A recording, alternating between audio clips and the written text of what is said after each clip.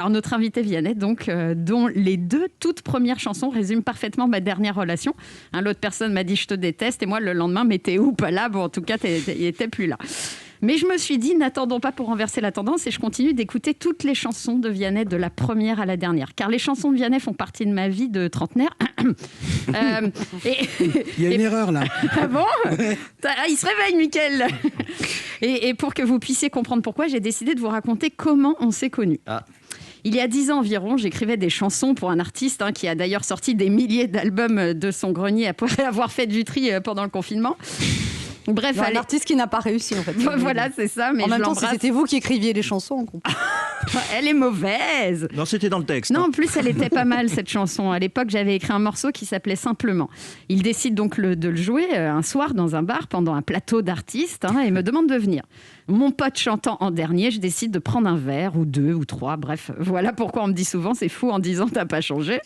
Je m'installe, donc j'écoute les artistes précédents. Et là, c'est au tour de 2 jeunes filles qui s'assoient sur des tabourets hauts et placent un jeune homme sur le côté, un peu en retrait, sur un tabouret bas. Pour que vous ayez vraiment l'image, tu vois, t'as Macron, Castex sur les tabourets hauts et Véran en bas, tu vois. Sauf que moi, je bloque direct sur Véran, enfin sur le jeune homme du petit tabouret. Déjà parce que je le trouve très beau, mais surtout parce que dès qu'il joue de sa guitare et qu'il ouvre la bouche, contrairement à Véran, ce qui en sort est beau et captivant. Le concert s'achève et avec tout le tact qui me caractérise, je vais voir ce jeune homme pour lui dire de se séparer à l'occasion de ces 2 jeunes filles avec qui il joue. Et lui, évidemment, me dit que c'est pas du tout sympa de ma part, mais comme c'est un garçon intelligent et sensible, il perçoit facilement en moi toutes ces qualités que Anne me rappelle si souvent. Donc je lui laisse mon numéro. Enfin, vous l'avez compris, ce jeune homme, c'était Vianney. Et on devient très bons amis. Il m'envoie régulièrement les chansons qu'il compose. Et il ne le sait pas, mais à ce moment-là, j'appelle une amie à moi, avocate, et je lui dis, écoute, il faut produire ce mec, c'est une star, je le sens.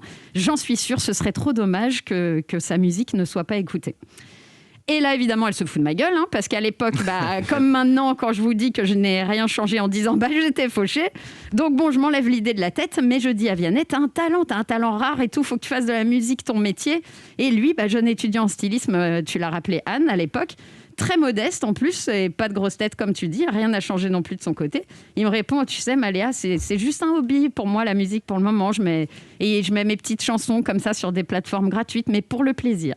Quelques mois plus tard, il m'appelle, me demande s'il peut passer à la maison. Et là, il m'annonce que le label Tôt ou Tard l'a repéré et que son tout premier album sortira à la rentrée. 6 mois plus tard, victoire de la musique. Et la suite, vous la connaissez. Ouais. Enfin voilà, c'était pour vous raconter ce genre de moment rare qu'offre la vie. Et quand on le raconte, les gens trouvent ça tellement magique qu'ils n'arrivent vraiment jamais à savoir si c'est vrai ou pas. Peut-être, voilà, peut-être pas. La seule chose que je peux vous dire, c'est que vous vous souvenez de l'image des 2 chanteuses sur le tabouret haut et Vianney en bas. Oui. On pensait que c'était elles, les artistes de première nécessité, vu qu'elles étaient en haut, tu vois, alors que pour moi, c'était lui.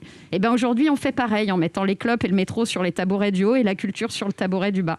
Wow. Et méfiez-vous les amis, parce que ce qui réunit le plus et éveille les esprits aujourd'hui, et pour les années à venir d'ailleurs, c'est toujours le tabouret du bas. Alors, comme le dit le titre du dernier album de Vianney, n'attendons pas. La musique, les livres, les films, le théâtre, bon sang, c'est ça la vie. Voilà, merci Vianney pour ce très beau dernier album qui adoucit mon confinement.